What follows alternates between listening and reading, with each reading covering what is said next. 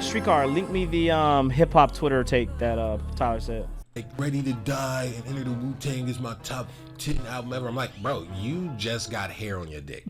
You got young boys and babies out here, and that's your favorite. Like, I don't care about people's objective top nothing.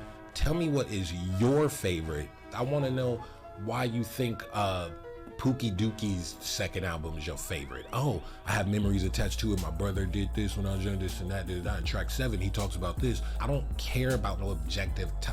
Dude, the kids be doing it with me. What kind of stupid shit is that? Everyone is making these lists just to have people engage. Why the fuck are we sitting here arguing about, oh, you don't got Tupac in your top 5? Nigga, no. I was fucking born when that nigga was at his peak. Like, who gives a fuck?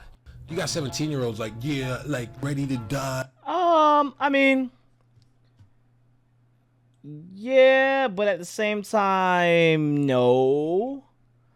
I'm like in the middle of it, because there is definitely some kids out there or some younger people that listen to older artists, and you know, they fall in love, and that's what they like, and they enjoy it, and then I also agree with him when he said that there is definitely a lot of edgy kids out there who want to be different, and you know, being weird nowadays is the cool thing. And so going into saying like, oh, Biggie's in my top, or oh, like, you know, like I listen to nothing but Kendrick Lamar, I just listen to deep shit all day, like, oh, don't listen to mumble rap.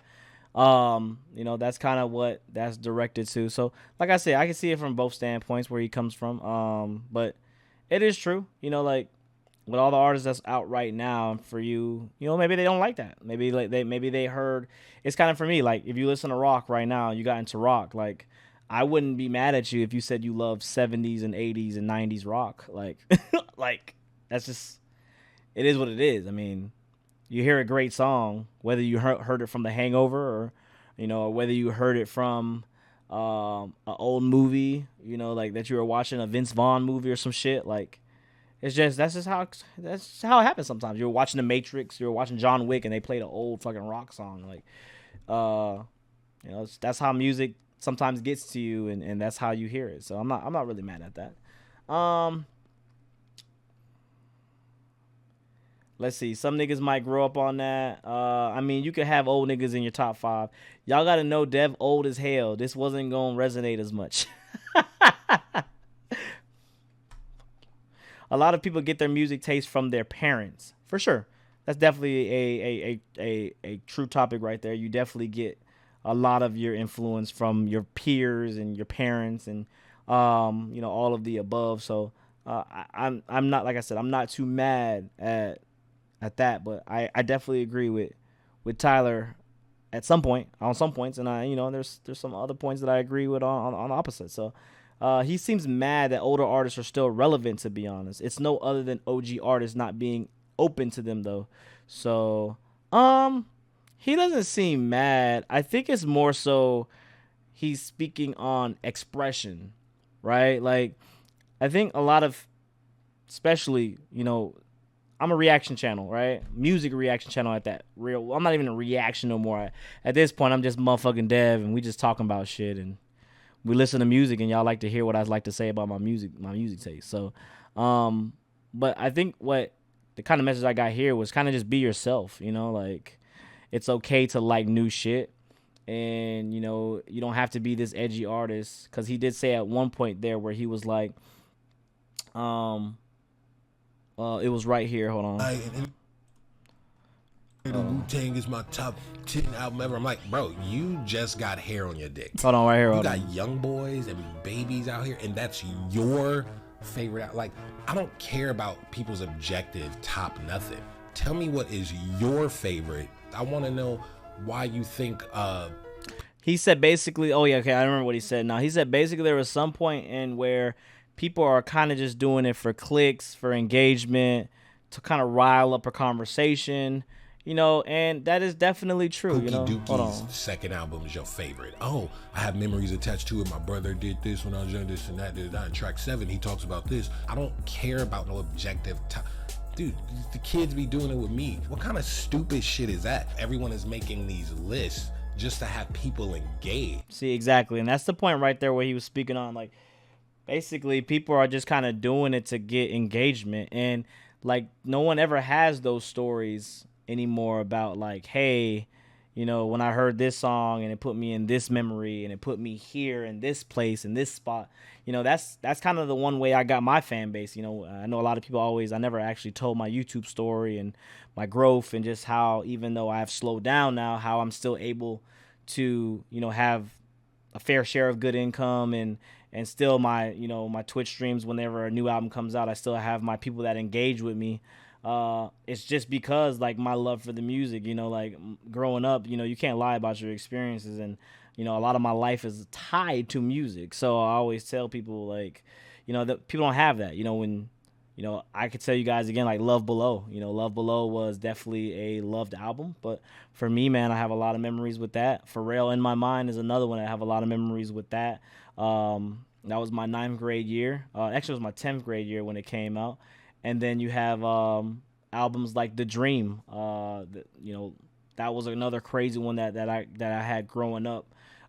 Linkin Park, Hybrid Theory, another popular one. I'm trying to think one that wasn't that too popular. Oh, shit, fucking Field Mob, as you guys see right down here, Field Mob. Light Poles and Pine Trees, right? Yeah. Yeah, Light Poles and Pine Trees, man. I will never forget. I always tell you guys a story. I've had a story like when I was with my Mexican friends, still my best friends to this day. And I remember we were at his mom's house, RIP to his mom, you know what I'm saying? RIP to his mom. She passed away a couple of years back. But we used to go to the house, play that shit. We would smoke a blunt. It's kind of my first time smoking blunts and shit. And I was about 14 years old. Actually, I was 13 years old. I smoked a blunt first time I was 13. And I just remember his mom was out of town, or she was at work, and then we were playing Kingdom Hearts. Kingdom Hearts had just came out on the PS2. I didn't have me a PS2 yet, but my homeboy did. Even though they weren't well off, but they had the new system. And I just remember us just sitting in a room, and we just listened to the Blacker the Berry by Phil Mob at that point. It samples obviously Tupac Blacker the Berry, but it used that sample, and I just remember like that was one of those artists that was kind of underrated for me. I fucked with Phil Mob at that time. Phil Mob was definitely in my favor as one of my top favorite artists coming from Atlanta. That was just that. And yeah, man. So like, and that's what I liked. I wasn't scared to tell people like, y'all fuck with that Phil Mob. I think nowadays the problem is a lot of kids or a lot of younger people, they're looking for that validation from their peers, or just validation from, social media, or just the world in itself. Like they're just looking for this validation, like, hey, I gotta please these strangers around the world. That's why I always say, man, social media is very weird, especially if you're not an influencer or whatever the fuck you call at this point. I don't even like calling myself that. When people ask me, I just say I'm a YouTuber. But it's just weird because the whole point of social media to use it is, one, to share with your family and friends, but also it's a way to make money and to advertise. Just the way it's built now, it's a way to advertise yourself to the masses and talk to your fan bases, and just get your shit out there, what you need to get out there. But a lot of people treat it as what the celebrities do, and they kind of imitate that and then do it in their own lives with only getting like 10 likes on an engagement. It's kind of crazy when you say that. And again, it's not a competition about likes and whatever. That's a whole different mindset. If you're in that mindset, that's just crazy. If you're worried about a picture getting a like and it don't get to a certain, I've had people that, they don't get to a certain threshold of likes or engagement, and then they delete the post. It's actually sick in the fucking head type shit. Anyways, so same thing here, man. It's kind of just like this new social media era where, they're seeking validation from, people around the world, or just people around your town, or people around your Instagram online circle. And, they're saying this kind of stuff to get engagement, but not really meaning it, being genuine with yourself. And I think that's just a very, very problematic nowadays, man. The genuinity. Is that a word? Is genuinity a word? I don't know. It's a word now, but the genuinity of just like being yourself and being who you are. And the reason I brought up the whole reaction reviewer thing is because it's like, if Dev doesn't like an album, like if I don't like Playboy Cardi, truly does bother some of the people. That's why every time I do a Cardi video, everybody's tuned in to watch. But it's kind of crazy. Like if I don't like a Cardi song, like everybody's so fucking up their ass and mad. But like, why are you mad? Like if you like the Cardi song, then it's okay to like the Cardi song. But if you don't, and if I don't, then why is it such a problem? That's because you're seeking validation within me.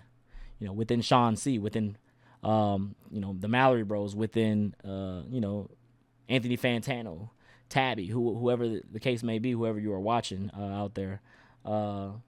John Den. I don't want to leave some people's out that I fuck with. So, but yeah, man, it's just kind of just like that's where I see where Tyler is coming from on that side. I know I went on a rant and I went kind of off topic. Maybe I should upload that to YouTube and kind of just talk about that. But yeah, that's kind of where I was getting at. Let me read some of y'all shit and then we can start the Coach Ice album. Let's see what to say. I think Tyler's general point was just like what you like without trying to just go along with the crowd and mute your own self-interest for the sake of popularity or chatter. Yeah, that's kind of exactly what I was hyping on, harping on. I get what he's saying. Music is subjective, but people are trying to make objectives list. I find it crazy, though, how people can expand their music genres, though, for sure. I definitely say it's definitely in hip-hop Twitter. People are literally just stuck in hip-hop Twitter land. And, I mean, if you like it here, you like it here, but I don't like being here, Like, I like to listen to other shit. Whose man's is this? Kingdom Hearts with the homies? Yeah. What was the 19th century weed like for real, though? It was pretty mids, but I used to like, but regular weed was fire, if that made sense. Like, there's times now where people are smoking now and, they don't just get high. Like they get high, like high. Like, you can't, like, it's crazy. I don't smoke no more. I haven't smoked.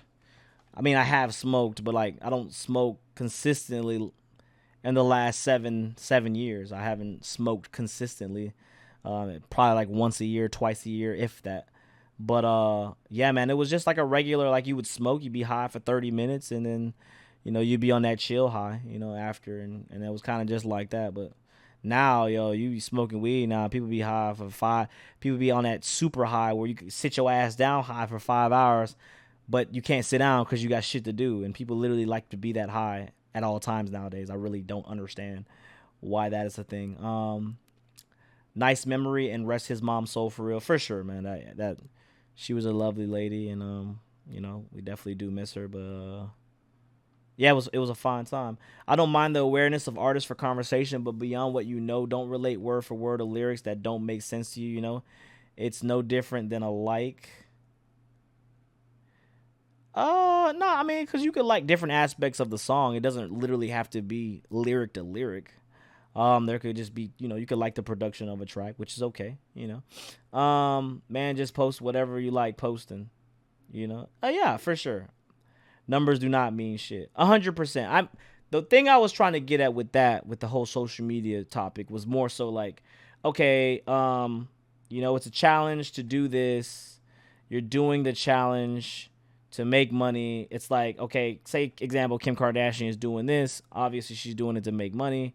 She's doing I can only speak for like girls, I guess. Kim Kardashian does a pose. It's a bad bitch pose. It does what it does. She's getting paid for it. She keeps doing it. And the next thing you know, it fizzles down all the way into tears of people at the bottom doing the same pose as Kim Kardashian. It's like an influence thing. Like it's just like she's doing it for money, but you're doing it to that's not that actually comparison doesn't make sense. But you know what I'm getting at. It's just kind of just like Cristiano Ronaldo's doing it because he's getting paid. You're doing it because you're just doing it. Because, like you feel like you're a celebrity. Like, it's just